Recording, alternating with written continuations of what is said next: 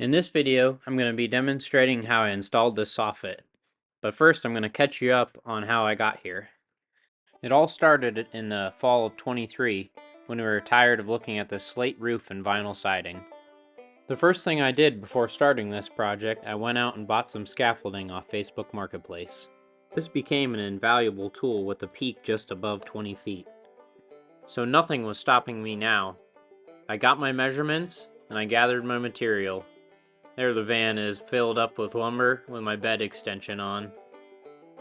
I ordered a dumpster for a week, and with help from my friend I lifted the chute that we built. I slid down 5 shingles at a time. That was about all I could manage above my head. And in about 2 days' time, working after work, I got all the slate off. I left some of the existing 1x2 purlins just so the rafters wouldn't move. Next I installed 2x4 purlins and leveled them with a mason line at the peak. This building had no gable overhang, so I left these long to cut later. I face nailed these eave extensions on the existing rafter. I pulled a mason line from one side to the other and filled the rest into that line. I dropped a mason line tied to a hammer from the peak to the eave fascia. My cousin-in-law threw me 4 to 6 inch blocks to raise the rest of the purlins to that drop line. You can see I worked well into the night. I'm sure my neighbors loved that. But by the next day I was ready for the metal. You can see I left the overhang long to evenly cut them. Here I was trying to figure out where to install the gable fascia. Ultimately I ended up putting them under the purlins. The hardest part was lifting the metal between these 2 barns off an extension ladder. Next was to square off the metal to the eave as much as I could to this 140-year-old barn. I pre-drilled all the metal panels on the ground to make it easy to install the screws up on the roof. You can see I left 1 sheet off at the front on both sides so I could use the purlins as a ladder. I later installed the last purlins off scaffolding. There would be no way I could stand on the metal with a 12-12 pitch to screw them off. You can see here I scooched my way out across the ridge of the roof to install the ridge cap. I installed a screw on every ridge to ensure I would never have to get back up there. That thing's not going to blow off. Alright, and that's how it turned out. I think it looks pretty good for never roofing before in my life. And here's a little breakdown on the price. The metal was $1,400 plus about $400 to $500 in lumber and fasteners. Just under $2,000 is way better than what I would have paid a contractor to do the same job. And I have this skill and knowledge in my back pocket. I'd rather buy tools to do a job than pay someone else. Alright, now that you're caught up on how we finished the roof, we're going to show you how we got to this point on wrapping the gable end of the soffit and then the eave side, the flat side. And then I'm going to go into how I, instead of doing a bird box, I got that little corner piece right under the gable end. So I picked up my vinyl soffit at Menards. Here I have a sheet of plywood. I'm just going to build some sort of jig so I can slide this and be able to cut it pretty easily. Alright, I'm going to cut about 2 pieces out of this. Probably about 20 inches, 2 feet.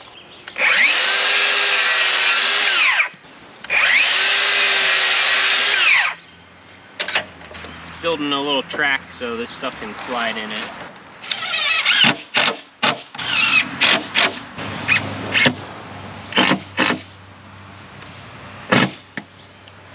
Alright, so that soffit will slide through there pretty easy.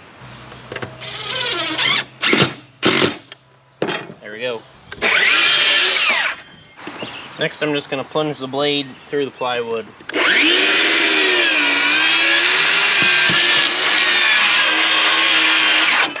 Now we'll be able to make measurements and mark it. Say we want an 18-inch piece. We'll be able to slide it right up to this 18-inch mark there, make a cut, and then we'll have a square 18-inch piece of soffit. Alright. 14 3/4 is tight. So I'll mark this 2x6 14 3/4.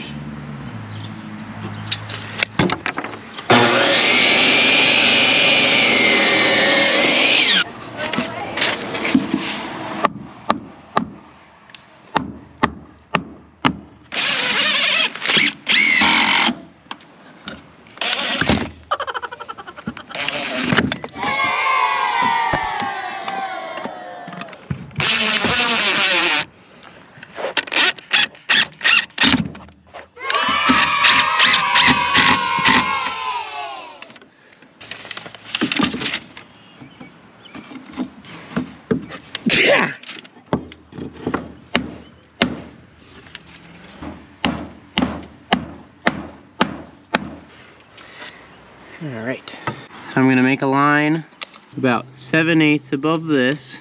So we're taking a square right to that, and that tells us that transfers this gable to right there. So that's our point there. Then we'll go 7/8 above that line. Good there? Perfect. I'm just cutting about a 45 off this. I got some white trim nails, they're 1¼ inch, and then some galvanized roofing nails.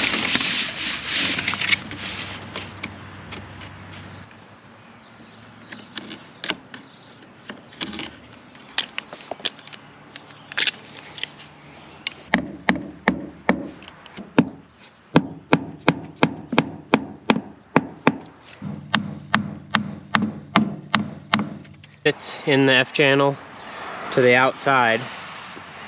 So it's 14.5 tight. So with our jig, we'll mark just on there. So if you're gonna be cutting the soffit with a circular saw, you have to flip the blade around. So I took the battery out.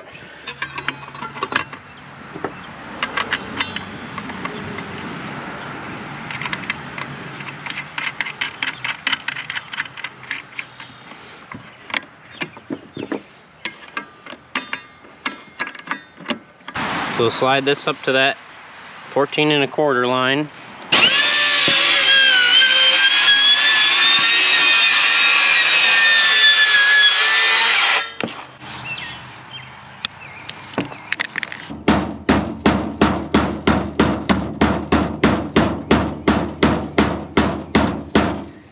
Soffit, it's gonna wrap up around that just so the fascia can cover it up a little bit.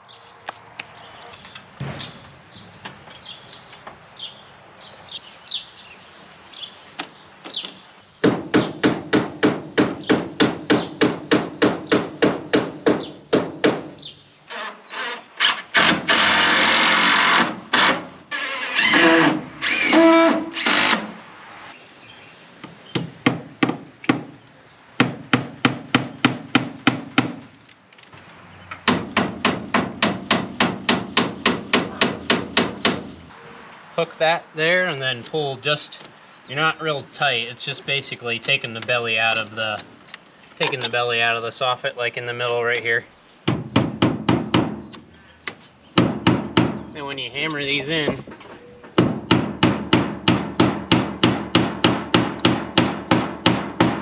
you just want to go till they're just barely tight, so it'll still have a little room to slide back and forth. It's probably really shaky because scaffolding with me.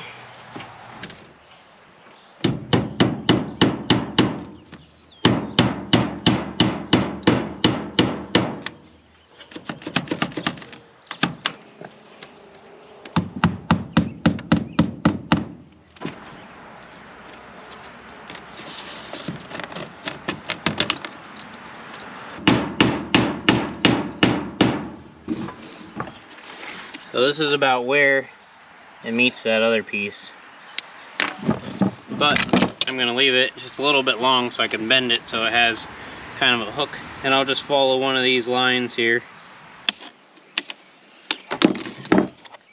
Once you have that, I'm just gonna bend it forward on the line.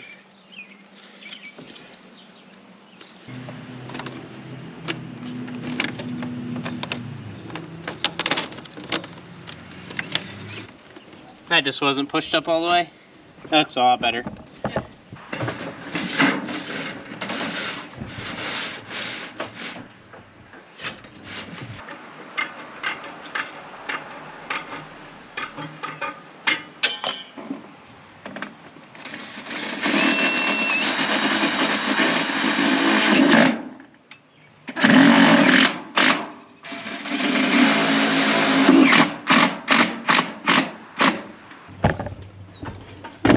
So all we gotta do is get a couple measurements, and then I'll butt it up, overhang it on that side, and then I'll miter the next side.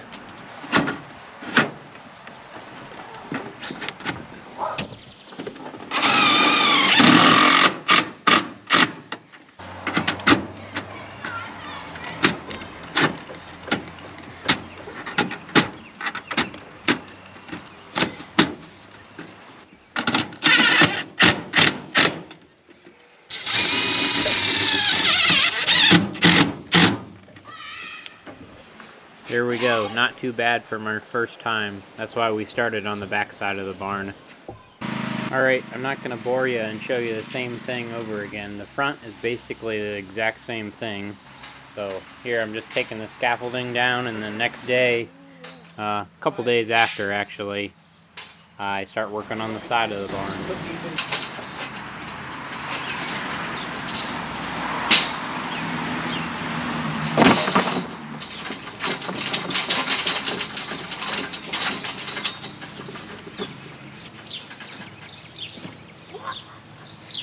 Alright, we're on to the sides. This is going to be pretty much the easy part.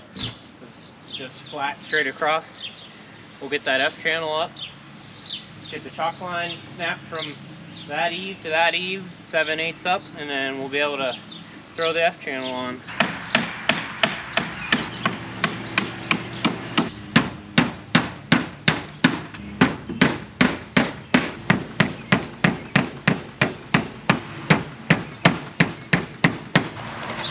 Alright, 16 inches we're going to have to cut this. Shoot. Dang it, I don't have my circular saw. Hey Margot, can you bring that circular saw out here?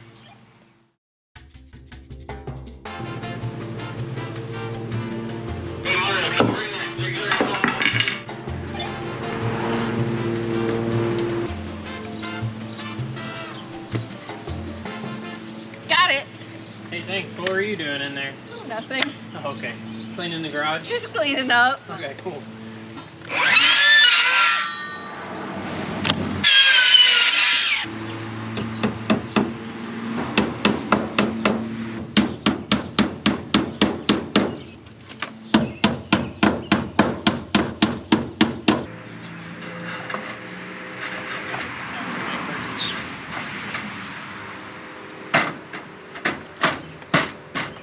There you go.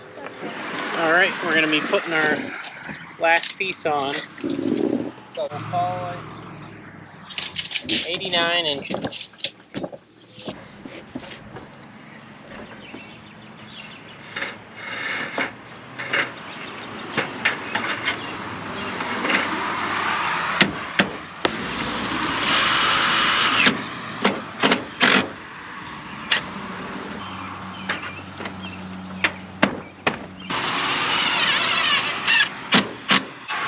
So I cut this as a template, and then what I do is I get this measurement, and I leave it about a 1/4 inch long so it tucks under the fascia here on the eave. So that's 15.25. Follow that line.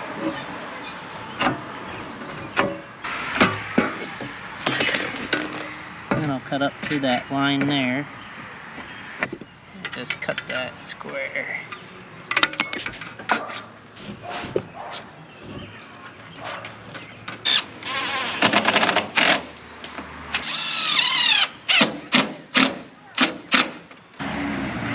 There we go. We got that fascia coming down and wraps around that side. And then instead of a bird box, this kind of goes clean, and then the siding will cover up that. Alright, and that's the final look. Alright, thanks for watching this episode of Too Much Outdoors. We'll see you on the next one. Alright, thanks for watching. If you liked this video and you want to see more, click subscribe, and we'll see you on the next one.